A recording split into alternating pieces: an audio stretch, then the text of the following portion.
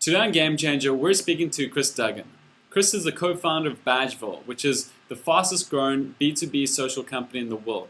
They're a global leader in gamification, a trend which is one of the most important trends to watch out for in the world. They've raised $40 million in the 2 years that they've been operating. They're growing exceptionally quickly. This is a great interview with some great insights. Enjoy.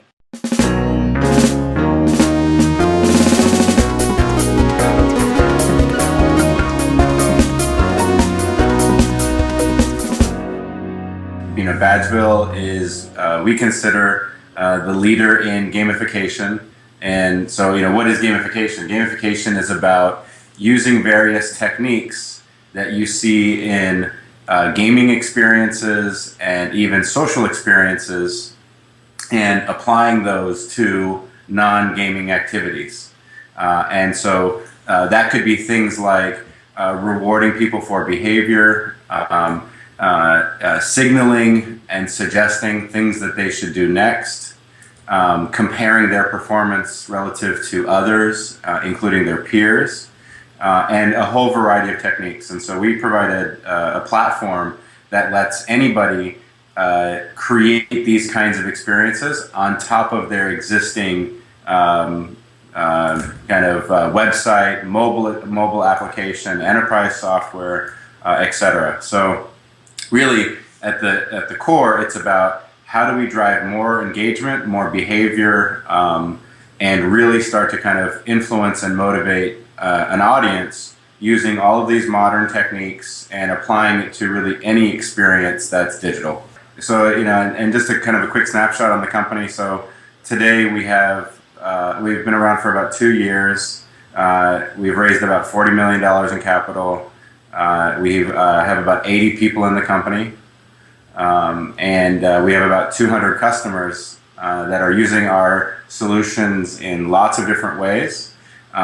Sometimes they're using it for really kind of gamey types of experiences, rewards, virtual rewards, and etc.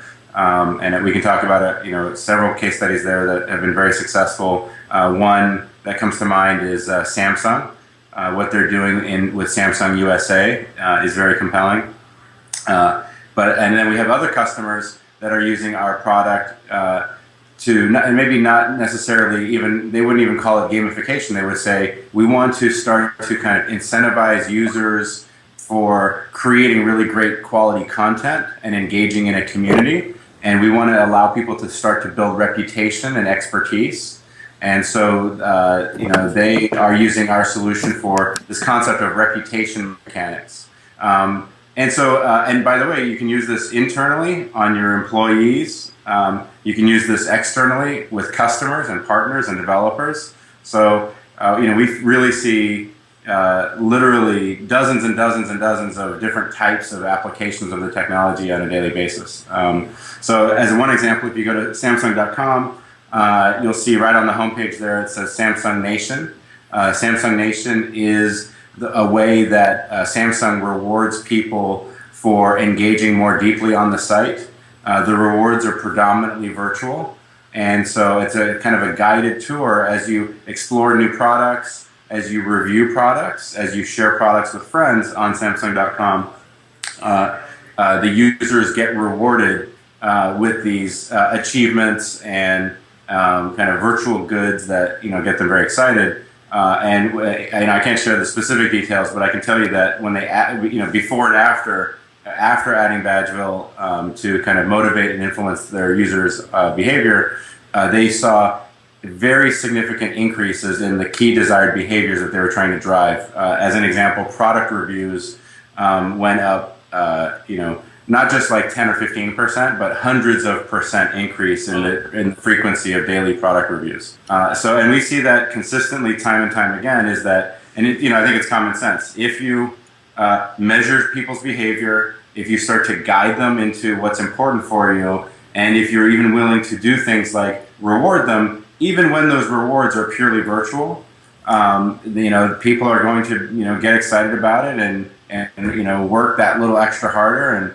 engage more deeply with your community. Especially when there's even some really great social implications from that, which are things like being recognized as an expert or a thought leader, or a real true fan of your product or your brand, or maybe a top performer in the company. Those things really tap into kind of core human emotion and get people really excited, and we provide the technology that enables a lot of that. But I do think it's also kind of grown over time. So our vision is to free the world from boring software.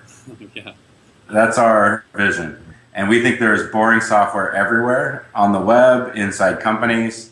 Consider this. In the last I was doing some research on this recently. In the last 5 years, there's been about $1 trillion worth of software that's been sold globally. $1 trillion. Wow. All right. And if you look at the adoption rates, Forrester did a study on software adoption in the last 5 years, and it's less than 50%. Jeez. So we're talking about a $500 billion asset, $500 billion just sitting there, completely unutilized. And so, our vision is, how do we help companies recoup the value that they've invested in those technologies by using modern techniques? You asked kind of what was the idea for the company. At the beginning, the idea was, we know that getting people to adopt software is really hard. And we know that techniques that social gaming companies use, like Zynga, Playdom, and others, drive massive engagement. So, we don't know exactly how it would all take shape, but we know that the intersection of those two things would create a lot of value. And so, now, 2 years later, now we have 80 people in the company. We've spent a lot of, time and effort working with lots of types of enterprise customers, big customers, Barnes and Noble, and Dell, and EMC, and Computer Associates, and all these really big companies, and dozens of smaller companies and mid-sized companies, internal, external, web, mobile, enterprise, and we've seen time and time again that these techniques are highly effective, and they're relatively easy to implement with the right kind of solution, and so it's.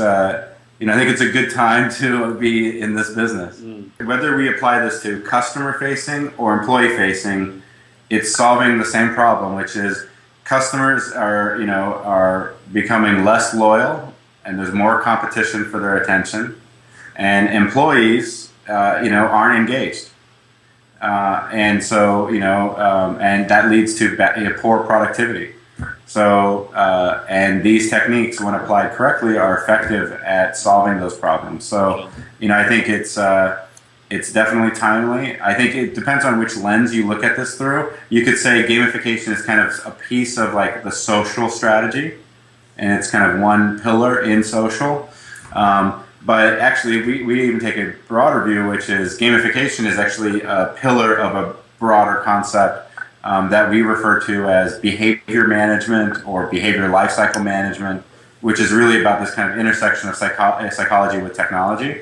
And we'll start to see many other examples of how that concept is emerging in lots of different types of technology experiences. So, I think social and those concepts are really driving gamification, but I think people are realizing that there's something even bigger out there than just gamification. So we actually just came back from that recently. So the whole company goes on a whitewater rafting trip. We try to do weekly, monthly, and quarterly events, and so those could be things like just blowing off some steam, going to a baseball game, or having a barbecue, or having a Christmas party, or we do quarterly T-shirts just for the team. They're only T-shirts, but they're only internal. They're not for external use. So that's a nice we bring in lunch 3 times a week. Oh wow! We encourage people to rotate through various offices in the company. So we have a New York office and a UK office, and if you work here, we would encourage you to go spend a week in one of those other offices. Wow.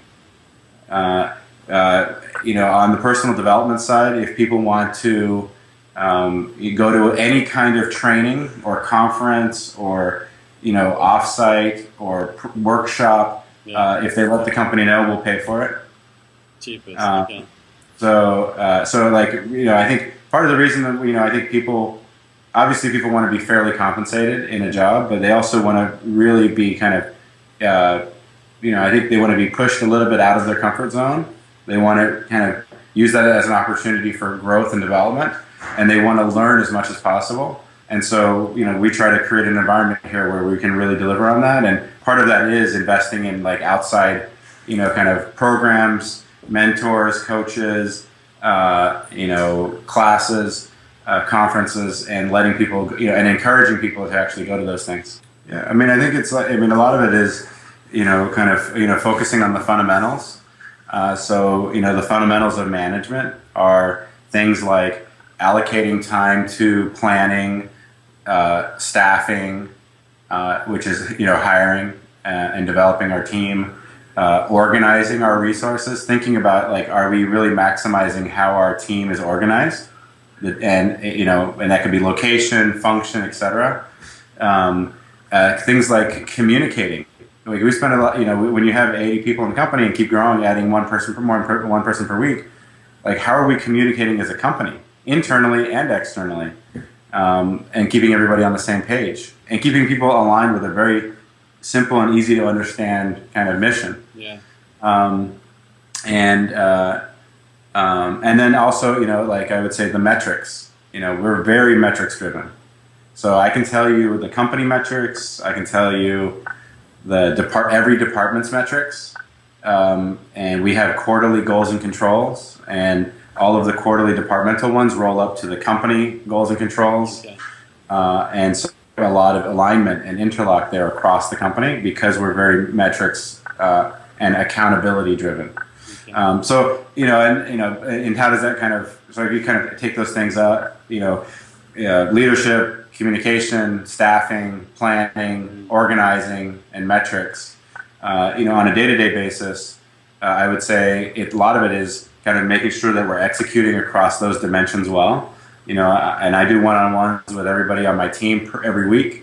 I stick to those one-on-ones. Like, I think a lot of people get really busy and then they kind of cancel or reschedule.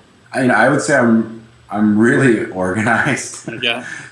So, like I don't feel like my email, controls me. I feel like I control email. I'm really responsive.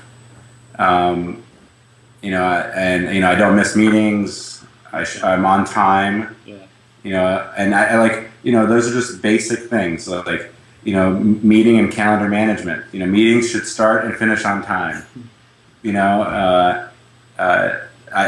and I think we have, that kind of trickles down across the company, and people, we've kind of, that's part of our culture is,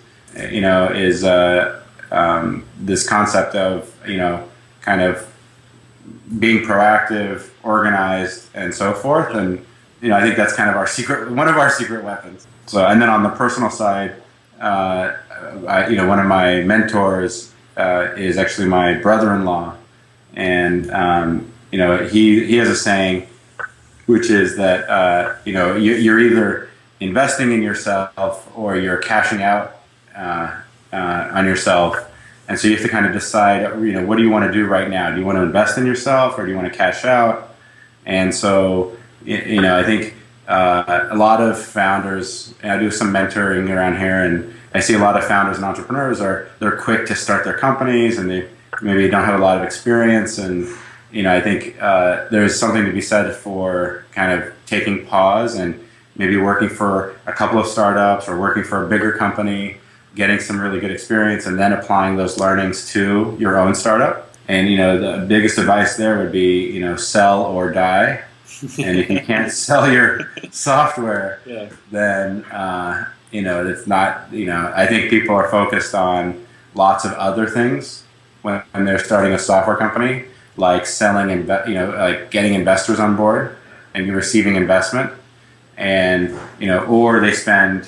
I spoke with a guy yesterday who spent 2 years working on his product, and with no customers, and that doesn't mean that you can't invest on the product side, but the key thing is sell or die, and it's all about customers and delivering a solution that customers want and that they're willing to pay for, and delivering value and creating value. So I think on B2B, if you're not out there, if you're a founder not spending 50% or more of your time actually talking to customers to get them to sign up for a paid service, then I think that's a kind of a missed opportunity. Interesting thing about happiness. So I've done some research on this, and it turns out for the people that are the most happy, that doesn't come down to their how much money they have or all of these different things. It comes down to, were they successful in setting stretch goals for themselves that they were then able to achieve. And then the other part is they have to, at the moment they achieve it, they have to take pause to actually recognize that they did that.